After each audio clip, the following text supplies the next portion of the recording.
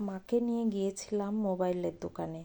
বেশ কয়েকটা দামি মোবাইল সেট দেখানোর পর দোকানের ছেলেটা বলল, স্যার এই সেটটা নিতে পারেন, দারুণ ফিচার্স, ক্যামেরাটাও দারুণ, ইন্টারন্যাশনাল মেমোরিও অনেক বেশি। দাম কত আছে?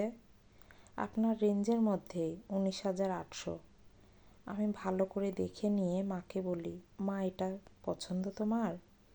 কথাটা শুনে দোকানের ছেলেটি মুখের দিকে তাকিয়ে জিজ্ঞেস করে, কার জন্য মোবাইল নেবেন? আমার মায়ের জন্য। ও আচ্ছা, আগে তো বলবেন মায়ের জন্য। আমি ওই 1,000 টাকার মধ্যে সেট দিয়ে দিচ্ছি। আসলে আমি বুঝতে পারিনি, আমি ভাবলাম আপনি ইউজ করবেন। না না, ওটাই আমার মায়ের জন্য নেব, কম দামি সেট আর বের করতে হবে না। ওটাই মায়ের জন্য নেবেন? তুমি ভাবতে পারোনি নিশ্চয়ই যে আমি ওটা। ছেলেটি একটু লজ্জা পেয়ে বললে, আসলে স্যার অনেক কাস্টমার আসে বয়স্ক মা বাবার জন্য, যখন মোবাইল নেন সব থেকে দামি কম দামিটাই বের করতে বলেন। সরি স্যার, কিছু মনে করবেন না। মোবাইলটা কিনে মায়ের হাতে যখন দিই তখন মা যে কী খুশি হয়েছিল সেদিন তা বলে বোঝাতে পারবো না। দোকানের ছেলেটির মতো অনেক মানুষের ধারণা বাবা মাকে এত দামি মোবাইল দেওয়ার কোনো প্রয়োজন নেই। তো পাশের বাড়ির একজন দাদা আমাকে বলেছিল, এত দামি মোবাইল মাকে দিয়েছিস, তোর মা স্মার্টফোন ব্যবহার করতে পারবে তো? শুধু কথা বলার জন্য দামি মোবাইল কিনে ফালতু খরচ করার কোনো দরকার ছিল?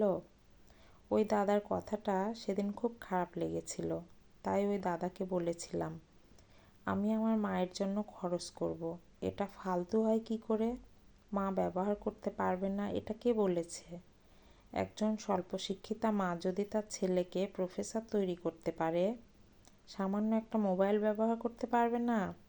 মানুষজনের এই রকম ধারণাই থাকে বাবা মা মানে সব থেকে কম দামি জিনিস কিনে দিলেই হবে। কিন্তু কেন? আমার মায়ের হাতে যদি একটা দামি মোবাইল থাকে সেটা দেখে আমি খুশি হব, এটাই স্বাভাবিক। বাইরের লোককে খুশি হলো কি না সেটা দেখে কাজ নেই।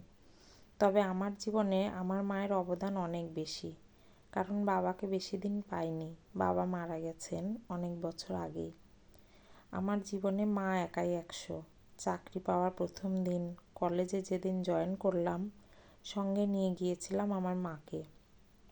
মা তো তাকিয়ে দেখছে চারদিক, তারপর মা আমার দিকে তাকিয়ে বলে, এত বড় কলেজ, তুই এত বড় কলেজে পড়াবি? আমি তো ভাবতে পারছি না যে আমার ছেলে কলেজে পড়ায়। কলেজে সেদিন আমার মাকে দেখে অনেককেই বলতে শুনেছিলাম, স্যারের মা। এমন কথায় তো মায়ের চোখে জল এসে গিয়েছিল। আমি দেখেছিলাম মা আঁচল দিয়ে চোখটা মুছে নিচ্ছে। আমার চোখে চোখ পড়ে যেতে মা বলেছিল, চোখে কি একটা পড়েছে তাই চোখ দিয়ে জল বেরিয়ে গেল। নিজেকে আড়াল করার চেষ্টা মা সবসময় করে গেছেন। আমাকে কোনোদিন বুঝতে দেয়নি। কলেজ থেকে বের হয়ে যেন মেন রাস্তায় এলাম, তখন বারবার কলেজটাকে পেছন ফিরে তাকিয়ে দেখছিল। তারপর নিজের মনেই মা বলছিল, আজ যদি তোর বাবা বেঁচে থাকতো তাহলে এমন আনন্দটাও তোর বাবার সাথে ভাগ করে নিতাম। মায়ের কথা শুনে সেদিন আমিও নিজেকে আর সংবরণ করতে পারিনি। চোখের কোণটা চিকচিক করে উঠেছিল। মাকে বলেছিলাম, আমার জীবনের যত সার্টিফিকেট আছে এগুলো সবই তোমার প্রাপ্য। তোমার শিক্ষার মূল্য লুকিয়ে আছে আমার প্রতিটা মার্কশিট আর সার্টিফিকেটে। ওপরে আমার নামটা থাকলেও নেপথ্যে তো তুমি। আজকে কলেজে সবাই যখন বলছিলেন স্যারের মা, তখন তোমার জন্য গর্বে বুকটা ভরে যাচ্ছিল। তোমার মতোই তো কত মা আছেন যারা আমার মতো স্যার তৈরি করে আমাদের সমাজকে উপহার দিয়ে চলেছেন। আর সত্যিই গর্বিত আমি মা। এই অসম্ভব ক্ষমতা হয়তো প্রত্যেক মায়েদের থাকে। সন্তান মানুষ করার পেছনে মায়েদের যে কত কি ত্যাগ করতে হয় এটা প্রত্যেক মাই জানেন। মনে আছে, আমার মাধ্যমিক পরীক্ষার 1 সপ্তাহ আগে আমার ছোট মামার বিয়ে হলো। আমার পরীক্ষা, তাই আমি যেতে পারবো না। মাকে আমি বারবার বলেছিলাম, তুমি যাও মা, একটা দিন তো, আমার অসুবিধা হবে না। মা কিন্তু যায়নি। আমার 3 মাসি সবাই এসেছিল নিজের ভাইয়ের বিয়ে। কত আনন্দ, কত হই হুল্লোড়। মায়ের মন খারাপ হয়তো হয়েছিল সেদিন, আমি বুঝতেই পারিনি। ছেলেকে মানুষ করার জন্য কত কি ত্যাগ করে দিয়েছিল আমার মা। আর আজ সেই দিনগুলো হয়তো মাকে ফিরিয়ে দিতে পারবো না, তবে ছোটোখাটো খুশি দিয়ে যদি এতটুকুও কিছু করতে পারি তবেই আমি সার্থক। কলেজে চাকরি পাওয়ার পর প্রথম দুর্গাপুজো। তো মাকে বললাম, মা পুজোতে কী নেবে বলো। মা হেসে বলে, আমার চাওয়ার কিছু নেই। বেশ, আমি তোমাকে 20,000 টাকা দিচ্ছি, তুমি তোমার পছন্দ মতো যা খুশি কিনো। মা একটু ভেবে বলে, শোন বাবা, একটা শূন্য কেটে যেটা হবে ওটাই আমাকে দিস, আর বাকি টাকাটা আমার আশেপাশের গরিব মানুষজনের জন্য কিনতে চাই। 20,000 টাকার 2-3টে দামি শাড়ি হয়তো কিনবো, একবার পরেই আলমারিতে পুরে দেব। তাতে লাভ কি?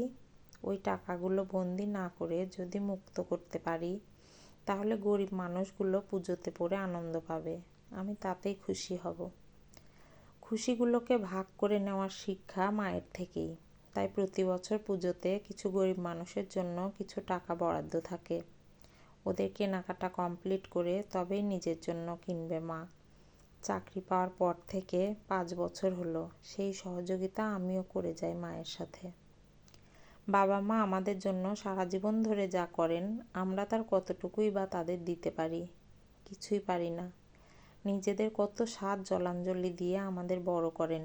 বাবা মা যদি ওনাদের সব সেরাটুকু আমাদের দিতে পারেন, তাহলে আমরাই বা কেন নিচু মানসিকতা নিয়ে সব থেকে কম দামি মোবাইলটা কিনব? যেদিন স্মার্টফোনটা মায়ের হাতে দিয়েছিলাম সেদিন মা কিছুই জানতো না, তবে আজ সব পারে আমার মা। ফেসবুক, হোয়াটসঅ্যাপ, ইউটিউবে গান, ভিডিও, মুভি সবটাই করতে পারে দক্ষতার সাথে। আমি মাকে শিখিয়ে দিয়েছি সব। একটুখানি সময় যদি ওনাদের দিই তাহলে ওনারা শিখতে পারে বই কি। আমার বাড়িতে কম্পিউটার আছে। আমি মাকে বললাম, তোমাকে কম্পিউটারটাও শিখতে হবে। তারপর কম্পিউটার ক্লাসে মা ভর্তি হয়। 6 মাসের একটা বেসিক কোর্স করে মা নিজে কম্পিউটার চালাতে পারে এখন। শুধু কম্পিউটার নয়, শরীর চর্চার জন্য জিমেও যায়। আমরা চেষ্টা করলেই পারি আমাদের বাবা মাকে ভালো রাখতে।